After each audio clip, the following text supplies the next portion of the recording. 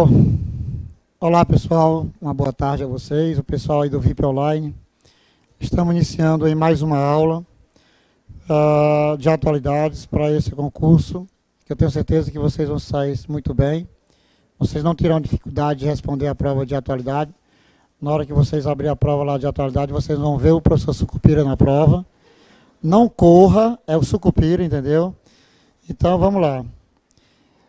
Bem, na questão 1, nós temos o seguinte. Você consegue ficar um mês inteiro fora das redes sociais? Boa pergunta, né? Eu quase consegui.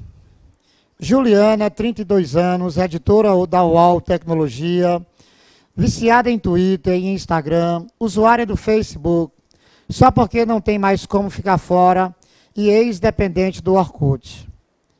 Com o perfil de quem checa as redes sociais antes de dormir, ao acordar, esperando o elevador, quando almoça sozinha, em toda e qualquer fila, e também de quem acompanhava suas timelines no trânsito, até me convencer dos perigos desse hábito. Decidi que abandonaria os meus perfis virtuais durante o mês inteiro. Com relação a esse tópico, nós temos bem aí no item B, o que deveria ser o enunciado, diz assim: o conteúdo do texto serve de ponto de partida para a sociedade contemporânea debater.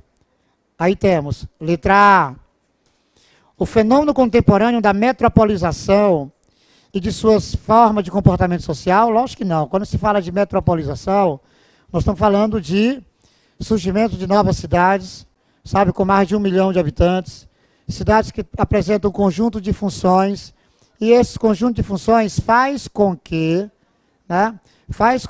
haja uma, como direi, uma importância maior, tornando-se então uma metrópole. E aí nós temos o surgimento de várias metrópoles no Brasil nos últimos 20 anos. Não é o item. Vamos lá para o item C. As transformações produzidas pela revolução técnico-científica e suas influências no nosso cotidiano. Perfeito. Sabe, as inovações tecnológicas, no caso das redes sociais, que foi possível em função de toda essa, vamos colocar assim, parafernália tecnológica, que permitiu nós termos acesso a diversos tipos de serviços, entre os serviços, as redes sociais. E que o Brasil, de fato, é um país com solo extremamente fértil para elas. Ok? Não é à toa que o Facebook é hoje, né, vamos chamar assim, já há no Brasil 86 milhões de pessoas conectadas ao Facebook, só no Facebook, sem citar o microblog, o Twitter, sem citar o velho e resistente herói da resistência, o Orkut, que ainda tem muitos no Brasil, o LinkedIn, dentre outras redes sociais. O Brasil é um solo extremamente fértil para as redes sociais. E isso já faz parte do nosso cotidiano. Eu não sou a Juliana, nem tenho cara de Juliana, mas todo dia eu checo minhas redes sociais. Antes de dormir e ao acordar. Todos os dias. Vamos lá. 2. Observe a figura a seguir. Aí nós temos uma figura do mapa mundi, com a distribuição, sabe, dessa densidade de comunicação pelo Windows Messenger. Observe aí que nós temos a América do Norte, né, com a densidade bastante elevada, sobre a Europa, o Japão, e aí grandes áreas de vazios de estrutura para acessar a internet, como no caso do centro da América do Sul, quase todo o continente africano, grande parte da Ásia. Nós temos aí uma densidade muito baixa. Muito bem. O mapa serve do ponto de partida para abordarmos, letra A total integração dos países promovida pela democratização da internet e das telecomunicações. É lógico que essa democratização ela não é real. Nós não temos a internet, sabe, distribuída espacialmente,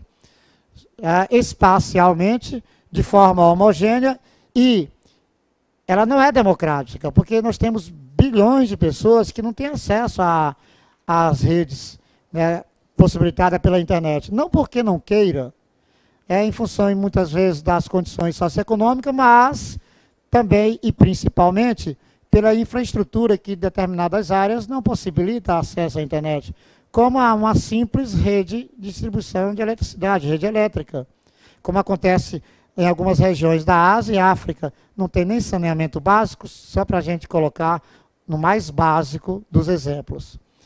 Falso. As barreiras culturais e a expansão das telecomunicações no interior da...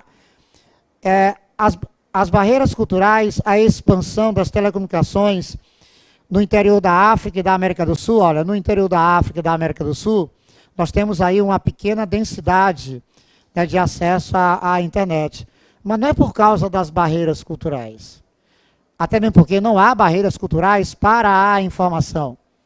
Nós temos barreiras políticas, como acontece em alguns países de regimes totalitários, sabe, de regimes antidemocráticos, onde o acesso à informação ela não é permitida, há uma censura, há uma filtragem de certos temas que o internauta não pode ter acesso, como na China. Se você é um chinês ou está na China e quer ter informações sobre a questão separatista no Tibete, você não vai ter essas informações.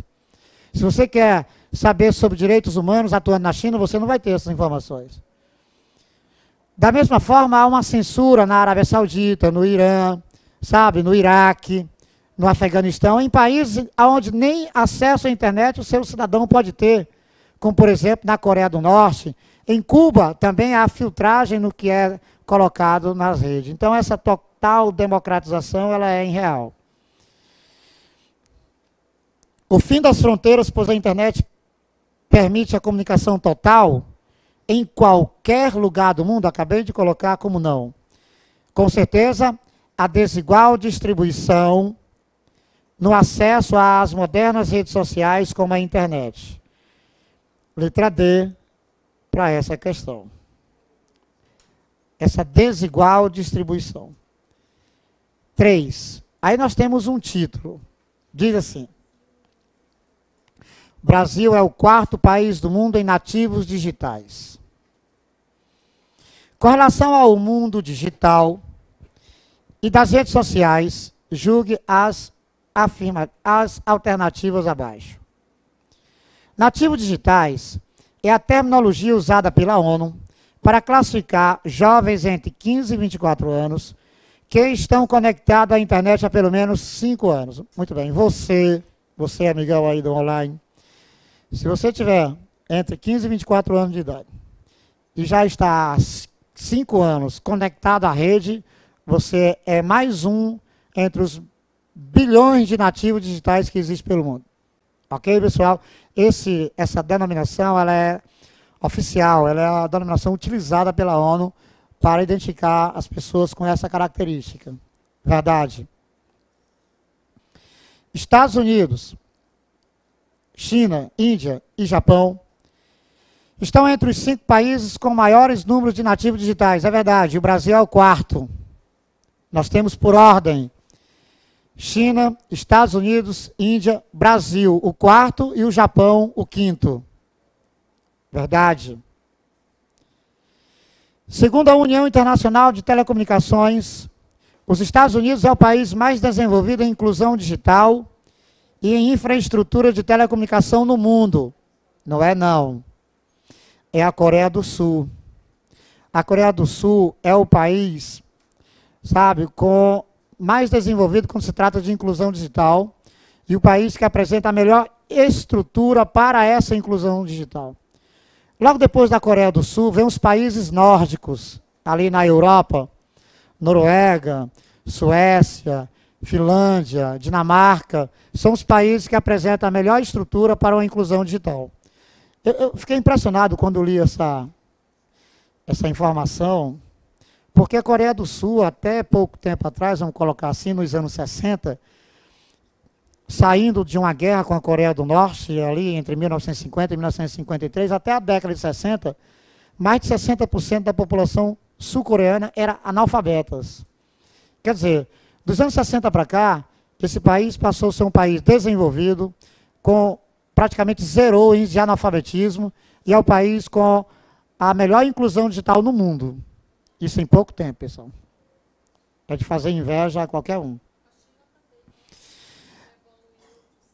Verdade. Só que a China entra entre os 5 maiores de inclusão digital em função da população. Nós estamos falando da China e da Índia, que são ainda países subdesenvolvidos. Mas a China tem o quê? Hoje 1 bilhão e 300 milhões de habitantes. Né? A Índia tem 1 bilhão e 50 milhões de habitantes. Ou seja, em números absolutos, com certeza é um país que apresenta, sabe, grandes números de nativos digitais. Ok? Então, falso, porque não é os Estados Unidos, e sim a Coreia do Sul. Em 2013, o fenômeno das redes sociais no Brasil foi destaque em publicações estrangeiras importantes, como o jornal Wall Street Journal, que chamou o país de a capital das mídias sociais do universo. E a revista Forbes definiu o Brasil como o futuro das mídias sociais. É verdade, pessoal. Foi feito um estudo entre o ano de 2012 e 2013, em que o Brasil é considerado o país onde as mídias sociais têm um solo, como eu falei, extremamente fértil para, sabe, o seu crescimento. Não é à toa que nós estamos aqui com diversos tipos de redes sociais, até mesmo para profissionais liberais, como o LinkedIn, que você coloca lá. Quem já recebeu um convite dessa rede social para você mandar para lá o currículo e tal? Essa é uma rede social dos profissionais liberais, de professores, sabe, de advogados, que colocam, e aí você tem uma rede social que atua nesse sentido aí, de buscar espaço no mercado de trabalho e tal. Quer dizer, nós temos um leque enorme de redes sociais. Agora, por quê? Foi feito um estudo e o Brasil e o brasileiro apresentam características que são favoráveis às redes sociais. Por exemplo, nós somos sociais e sociáveis. Nós adoramos externar o status. Adoramos uma novidade. Gostamos de bisbilhotar a vida alheia. A gente gosta de saber o que os outros estão fazendo. Sabe? Então, isso faz com que as redes sociais venham a ser um reflexo do nosso comportamento. E, de fato, é. Basta você prestar atenção como é que se usa o Facebook, como é que se usa o Twitter, que é um microblog, mas como usa é um reflexo do comportamento da sociedade brasileira. E isso faz parte. Ninguém usa o Facebook no mundo como o brasileiro. Sabe, o brasileiro usa o Facebook para tudo. Desde para postar uma foto linda, linda de morrer, aquele que morre de susto, até uma foto de alguém que você nem conhece e faz piada dele. Né? Ou então você coloca o que está fazendo, estou indo ali almoçar, volto já vou comer uma mão de vaca e volto daqui a pouco. Você coloca tudo no Facebook, até propaganda, né, de empresas, se coloca no Facebook. Gente, só no Brasil usa o Facebook dessa forma. Né? Então é uma característica própria da sociedade brasileira. Por isso, as redes sociais têm um solo fértil. Olha e continua crescendo. O Facebook saiu de 36 milhões há mais ou menos uns 3, 4 anos atrás para 86 milhões de pessoas, né, conectadas a essa rede. Vamos lá. 4. Ao completar, verdadeiro, viu, pessoal? Ao completar quase 29 anos de vigência em setembro de 2013, o Protocolo de Montreal consolida-se como um dos mais eficientes acordos multilaterais estabelecidos pelo sistema da ONU. Desde que foi lançado em 1987, reduziu em 1,1 milhão de toneladas para 70 mil toneladas o consumo global de clorofluorcarbonos, CFCs, o gás mais prejudicial à camada de ozônio. Com relação a esse tema, julgo os itens. Em 16 de setembro de 1987, 46 países assinaram o protocolo sobre substâncias que destroem a camada de ozônio. E desde 1995, a ONU declarou o dia 16 de setembro como Dia Internacional para a Preservação da Camada de Ozônio. Corretíssimo. Verdade. O protocolo de Montreal, pessoal, é o protocolo onde os resultados foram os mais positivos de todos os acordos relacionados à questão ambiental, sabe, de danificar, vamos colocar assim, a nossa atmosfera. Nós já reduzimos em mais de 80% a emissão de clorofluorcarbono. Quando eu falo nós, os países que assinaram o Protocolo de Montreal. Outros produtos químicos alternativos, como hidrocarbono, amônio, dióxido de carbono, vêm sendo usados em aparelhos de refrigeração, não causando danos à camada de ozônio e ao clima mundial. Perfeito. Principalmente o hidrocarbono. Atenção, eles são mais tóxicos do que o clorofluorcarbono, mas não destrói a camada de ozônio. Por isso, a sua substituição. O Brasil está entre os 5 países que cumprem metas do Protocolo de Montreal com maior excelência. Os esforços nacionais desenvolvidos desde o ano de 1980 resultaram em um corte de 95,4% no uso dos CFCs no país. É verdade. Eu já tenho dito aqui, reiteradas vezes, que o Brasil é o país que mais avançou quando se trata de questão ambiental. E o Protocolo de Kyoto é mais um exemplo disso. De todos os países que já assinaram o Protocolo de Kyoto, o país que mais reduziu a emissão de clorofluorcarbono foi o Brasil, em mais de 95% das emissões. Já reduzimos em mais de 95% as emissões de clorofluorcarbono. Enquanto que o Protocolo de Montreal, o Protocolo de Montreal, no todo, chegou um pouco mais de 80%. O Brasil, de forma isolada, mais de 95%. Verdade. O cumprimento de metas pelos 191 países que assinaram o Protocolo de Montreal já fez mais pela proteção climática do que o Protocolo de Kyoto, em sua primeira fase, que se encerra em 2017. Está errado. O Protocolo de Kyoto foi assinado em 1997. Em 2005, o Protocolo de Kyoto entrou em vigor. A sua primeira fase encerrou em dezembro de 2012. Em que consiste o Protocolo de Kyoto? Consiste em reduzir em 5,2% a emissão dos gases do efeito estufa. Isso com base, até dezembro de 2012, isso com base do que o mundo lançava em 1990. Isso aqui é a primeira fase de Kyoto, que se encerrou em dezembro de 2012. A segunda fase começou em janeiro de 2013. Aí a gente coloca, olha, o protocolo de Kyoto foi prorrogado.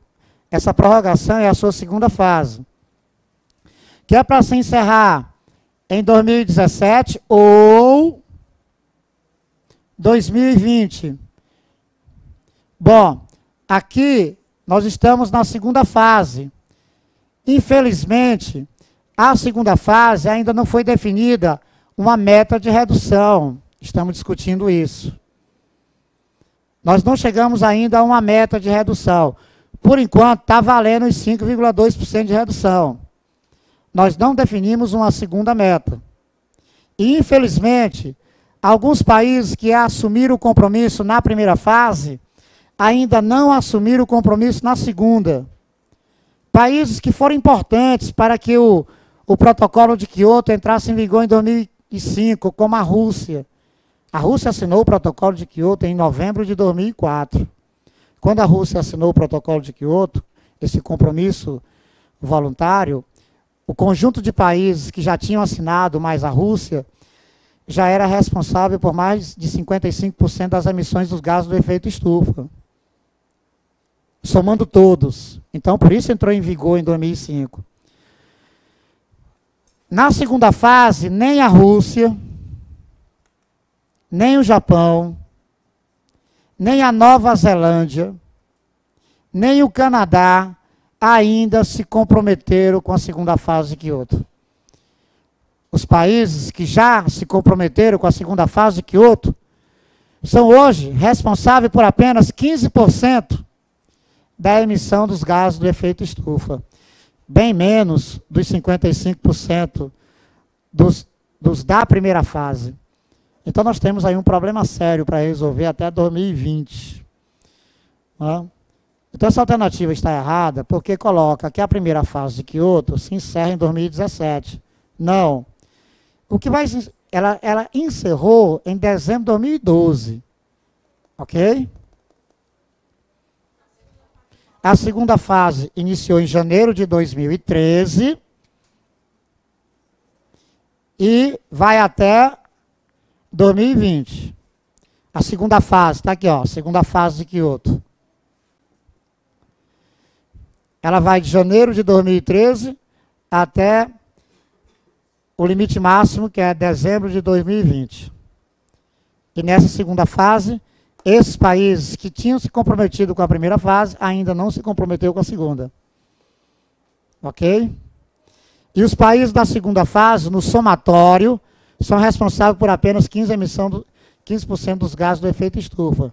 Precisamos de mais países se comprometendo com a segunda fase para chegarmos mais da metade. E pelo que eu estou vendo, e pela tendência aí vamos demorar um pouquinho. Oi.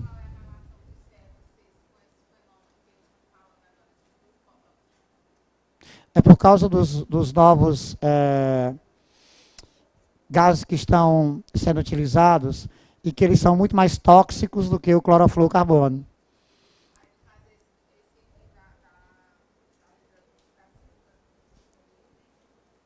Que é o hidrocarbono, a amônia.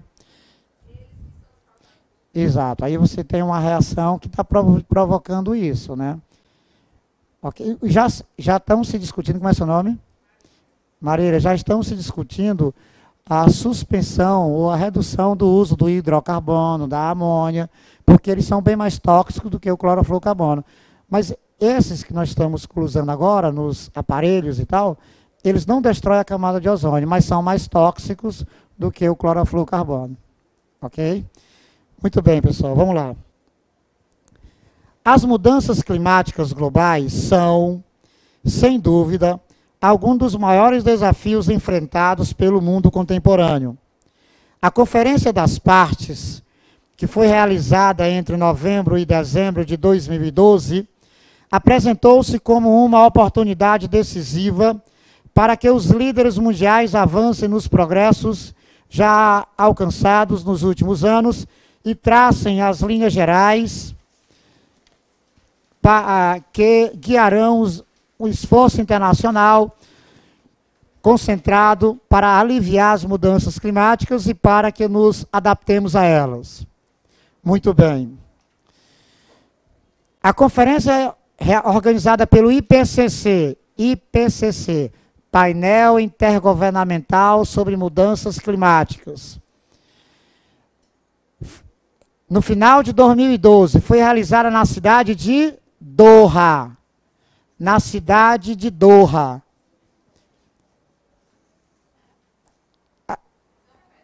Doha, IPCC, Painel Intergovernamental sobre Mudanças Climáticas. A conferência de Doha, ela foi a COP15, desculpe, a COP18. Ela foi realizada entre novembro e dezembro, sabe, de 2012. Foi a COP18. Bom, então nós temos aí o 2013. Nós tivemos, então, lá em Varsóvia, na Polônia, no período entre novembro e dezembro de 2013, ou seja, no ano passado, a realização da COP19. Da COP19. E lá já foi decidido onde serão a COP20 e a COP21. A COP20, as conferências são sempre realizadas entre novembro e dezembro, sempre no final do ano. A COP20, ela vai ser realizada em Lima, capital do Peru. E a COP21, ela vai ser realizada em Paris. E aí estão as próximas COPs que serão realizadas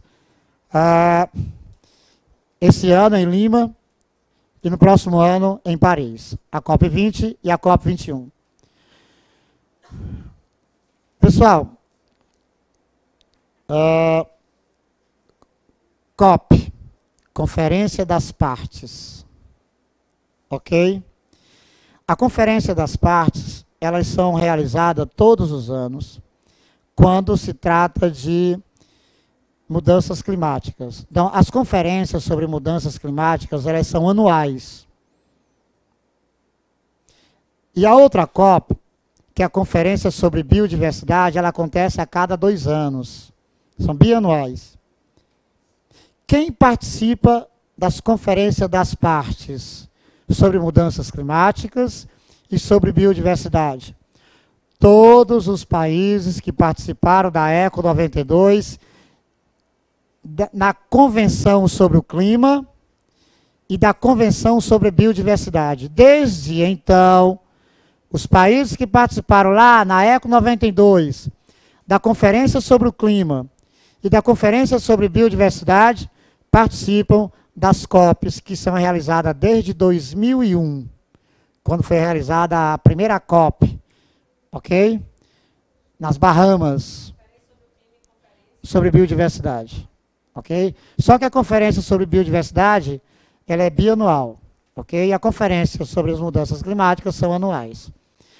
Vamos passar para a questão seguinte, porque a questão aí está com alguns problemas, mas eu já vou colocar a resposta para ela. Bem na questão 6, nós temos o seguinte: COP10 cria o Protocolo de Nagoya.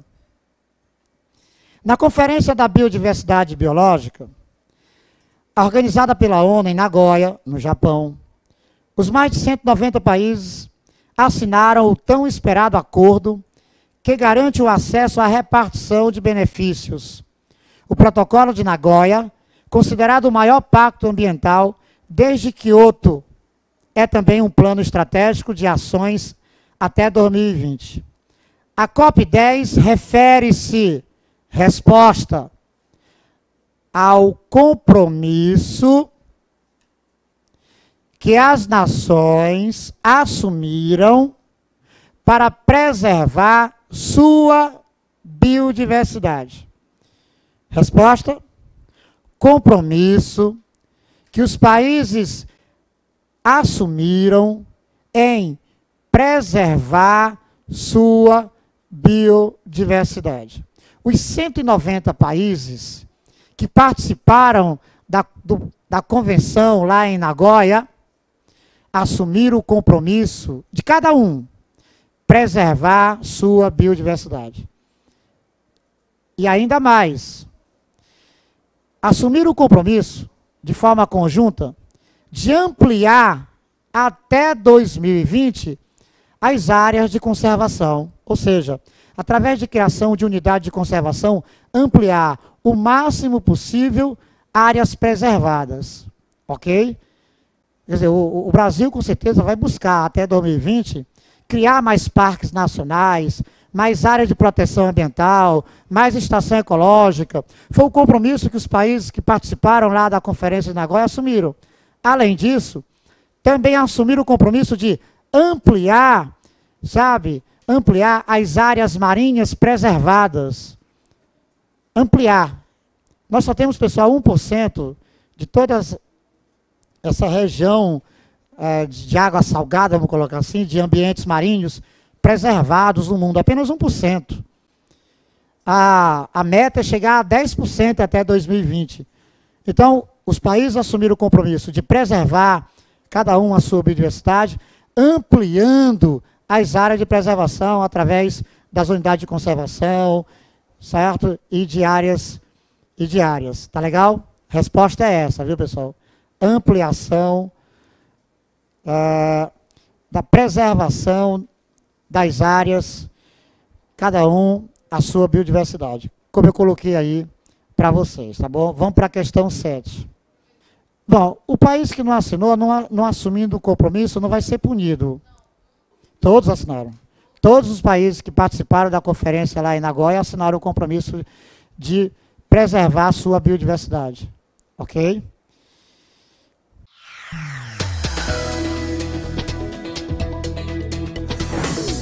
Aguarde.